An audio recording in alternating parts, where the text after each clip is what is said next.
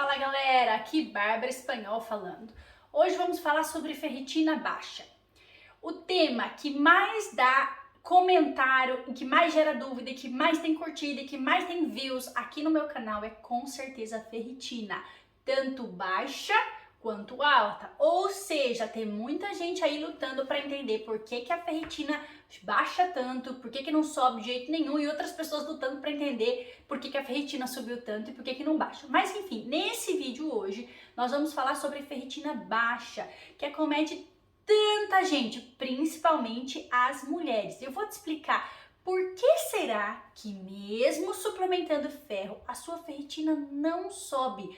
O que será que você está fazendo de errado? Será que você não está olhando só para uma causa, para um fator e esquecendo de olhar para os outros? Então vem que eu vou te ensinar por que a sua ferritina não está subindo. Confira os meus cursos e aulas sobre diferentes temas da nutrição, link na descrição dos vídeos. Bom, primeira coisa que é preciso entender é que se você quer ter dentro do teu sangue um mineral em uma determinada quantidade, nós estamos falando da ferritina, que é o estoque de ferro, então se você quer ter bons níveis de ferro ou bons níveis de qualquer outro nutriente, por exemplo, eu quero dosar o meu exame de sangue e ter certeza que eu tenho bons níveis de B12, bons níveis de cálcio, bons níveis de ferro, e o ferro é medido através da ferritina, tá? Então, para quem não sabe, ferritina é o exame que mede os níveis de ferro, ok? Tá. Então, como que eu faço se eu quero ter bons níveis de minerais, de nutrientes dentro do meu corpo? Pensa, eu preciso ingerir, né? Eu preciso comer esse mineral. Então, eu preciso comer alimentos que tenham ferro, eu preciso comer alimentos que tenham cálcio, eu preciso comer alimentos que tenham B12, assim por diante. Mas antes se focava muito nisso. No passado falava muito sobre comer. Se você comer ou se você suplementar, né? Porque usar o suplemento do ferro, por exemplo, seria uma substituição para você que não consegue comer a quantidade adequada de ferro. Então se achava isso no passado, que se você ingerisse, seja via alimento ou seja via suplemento, aquele nutriente que você tanto busca, pronto, o seu corpo ia ter aquele nutriente. Hoje já sabe que o buraco é muito mais embaixo, não é tão simples assim. Sabe o que é muito mais mandatório do que você ingerir o nutriente? É você conseguir absorver o nutriente. Aí eu te explico. Quem é que absorve as coisas para dentro do nosso corpo? Não é sua língua, não é o seu estômago, é o seu intestino. Então nós estamos chegando ao ponto-chave. Se o seu intestino não estiver saudável, você não vai conseguir absorver bons níveis de ferro. Para aqui um pouquinho, antes de qualquer coisa, por favor, se inscreve no canal se você ainda não for inscrito, me dá um super joinha, porque eu garanto que o vídeo tá muito bom, e já clica lá no sininho, ativa o sininho das notificações para você garantir que você sempre vai receber vídeos novos, tá? Bom, se você quer entender também mais sobre ferritina, eu sugiro você que assista esse vídeo aqui que bombou, tá? Um vídeo sobre ferritina baixa. E se você até tiver curiosidade, vai lá nos comentários, né, dos outros seguidores e você vai ver o que eu tô falando.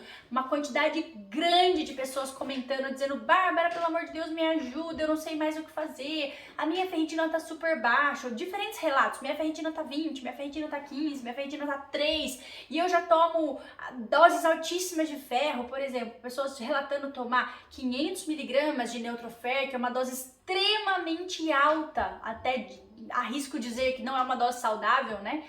E ainda assim o ferro não sobe. E aí o que eu respondi para a maioria das pessoas é o que eu tô explicando aqui para vocês, que o ferro não vai subir mesmo, por mais que a pessoa tome 3 suplementos de ferro de 500 miligramas, que seria uma dose ridiculamente alta, se o intestino não absorver. Então imagina que o intestino se o intestino não estiver saudável, o intestino vai ser para essa pessoa que nem um escorregador, tá? Que nem um tobogã. Ela vai tomar o suplemento vai fazer e vai sair embora com as fezes.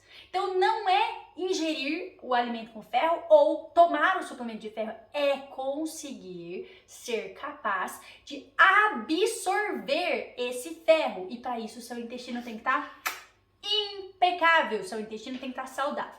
Vamos começar pensando, por que será que o intestino não estaria bom o suficiente para absorver? Ok, se a pessoa insiste em ficar comendo determinados alimentos que podem ser prejudicial para ela, por exemplo, o glúten, que é muito comum, tá? Esse glúten, para quem não sabe, pausa aqui, glúten é a proteína que está dentro dos cereais, como centeio, malte, mas principalmente está dentro da farinha de trigo, tá em mais quantidade na farinha de trigo.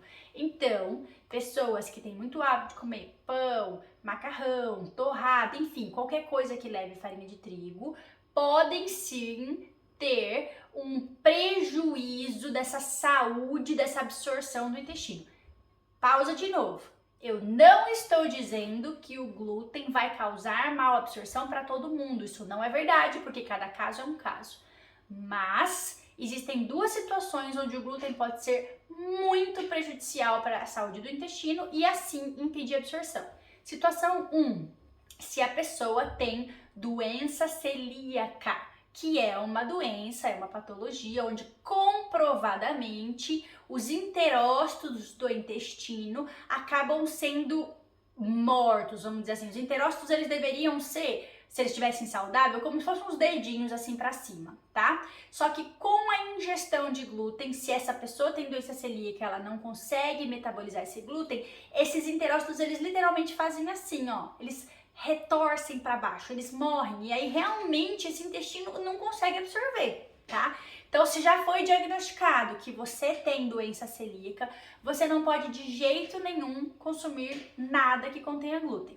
Ponto importante, se às vezes você tem alguém da sua família, irmão, primo ou tio, que tem doença celíaca, mesmo que você não tenha sintomas, seria importante você avaliar. Porque você pode sim ter o que nós chamamos de doença celíaca assintomática e de qualquer maneira o glúten vai estar te fazendo mal, tá?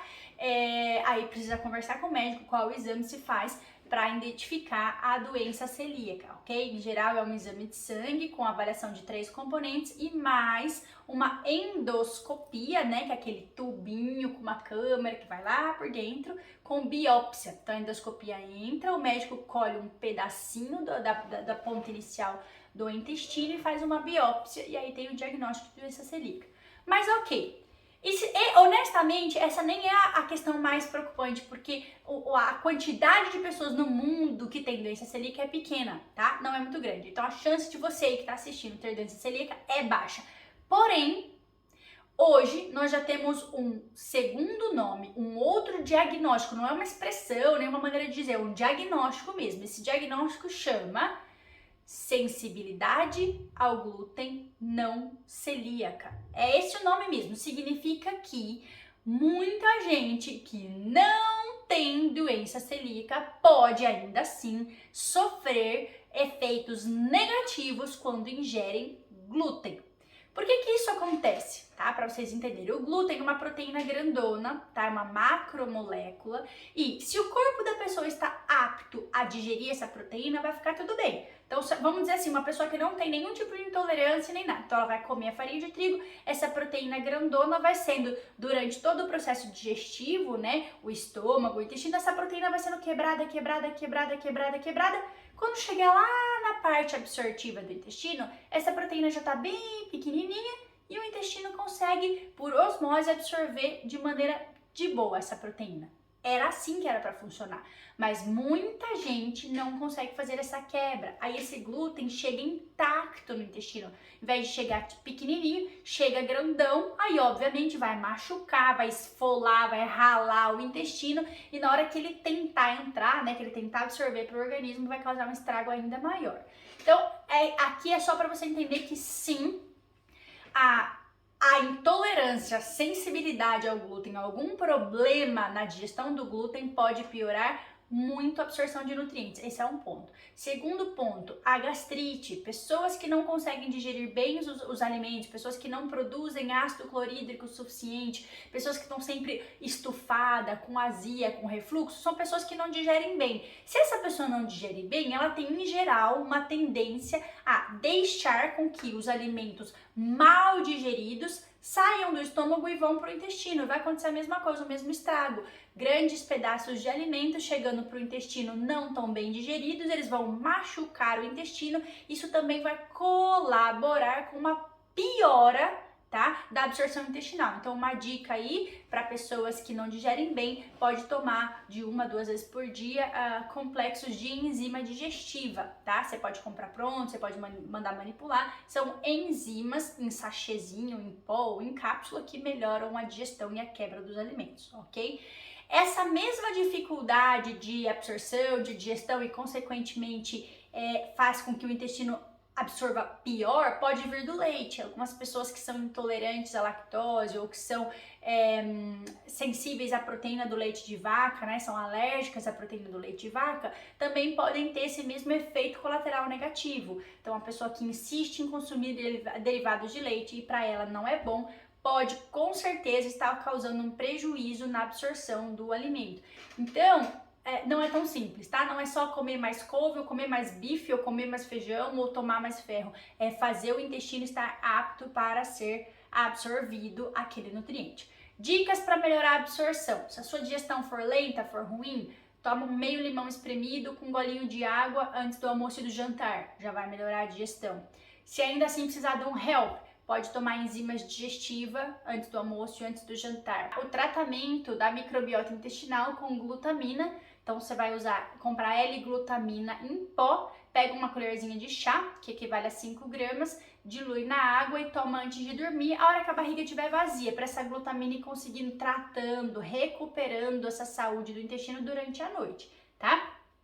Depois de uns 20, 30 dias que tiver tomado glutamina, pode entrar com uma boa fórmula de probióticos, tá? O que são probióticos? São cepas, são bactérias que vão ajudar o intestino que estava meio morto, que não expliquei. Lembra que eu falei que os enterócitos foram, descendo, baixando? Vão ajudar esse intestino se refazer. E aí você vai absorver melhor, ok? Então o ponto é tirar um alimento que possa vir estar te fazendo mal e também tratar o intestino, principalmente com probiótico e glutamina.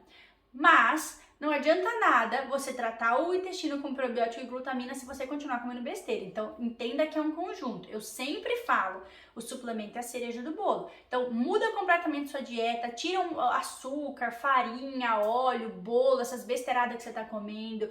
Coma uma média de 3 a 5 frutas variadas por dia. Coma meio prato generoso de vegetais ou salada, tanto no almoço quanto no jantar, todos os dias, ou pelo menos de segunda a sexta. Coma proteínas magras, carnes frescas e não carnes embutidas. Então, ao invés de comer salsicha, salame, linguiça, coma peito de frango grelhado, filé de peixe assado, carne moída refogada. Coma comida de verdade, alimentos saudáveis. Que os seus carboidratos venham das raízes e não do macarrão. Então, o Brasil é tão rico em opção de raízes, então como uma porção de mandioca, ou cará, ou batata doce, ou inhame, ou eventualmente arroz e feijão, ao invés de macarrão, ok? Então, se você comer alimentos frescos, naturais, se os seus intervalos da tarde for à base de fruta com castanha, ou fruta com um pouquinho de sementes, eu garanto que você naturalmente vai ter uma absorção melhor. E aí, primeiro fazendo essa limpeza na dieta, você coloca esses suplementos por 1 ou 2 meses, que é a glutamina e o probiótico, que vai ajudar o intestino a se refazer, se restaurar, ao mesmo tempo que você está evitando as besteiras, e aí você tem muito mais chance de ter uma absorção melhorada. Lembrando que também pode focar na digestão, o limão, as enzimas, que nem eu falei, melhorando a digestão do estômago, tem muito mais chance desse alimento chegar mais quebradinho, ou seja, menorzinho para o intestino, e aí não judiar do intestino. Então, o foco é entender que não é o que você come e não é o que você suplementa. O tchan, para melhorar a sua ferritina, é o que você absorve, tá? E aqui uma sugestão importantíssima. Se você já sabe que você tem sim uma doença, uma patologia relacionada com má absorção ou relacionada com o intestino, por exemplo, doença de Crohn, doença celíaca, sensibilidade ao glúten não celíaco, síndrome do colo irritável, diverticulite. Se você tem alguma dessas coisas, procure um nutricionista qualificado, experiente, pós-graduado, que entenda de sinais e sintomas, que entenda de suplementação, que entenda de fitoterapia, para fazer um tratamento para você individualizado, para fazer uma dieta específica para o seu caso. Porque, por exemplo, sementes são super saudáveis, mas são um veneno se você tem diverticulite, tá? Grãos e cereais são alimentos saudáveis, mas se você tem síndrome do colo irritável, não é o momento de você comer feijão, pode piorar. Então precisa de um nutricionista qualificado para prescrever a dieta correta para o teu caso, para prescrever os tipos de probióticos, ou seja, cepas probióticas melhores para o seu caso. Se de repente você tem uma associação de síndrome do colo irritável com infecção urinária, é um tipo de probiótico. Se no seu caso for só uma diverticulite com colesterol alto, é outro tipo de probiótico. Então, quando envolve uma patologia, alguém que já tem um diagnóstico, é muito importante uma consulta nutricional individualizada. Obrigada por ter ficado até aqui. Se você tiver alguma dúvida sobre o assunto, quiser saber mais sobre isso, ou quiser saber sobre consultas, qualquer coisa, me escreve aqui nos comentários que vai ser um prazer te ajudar. Um beijo e até a próxima!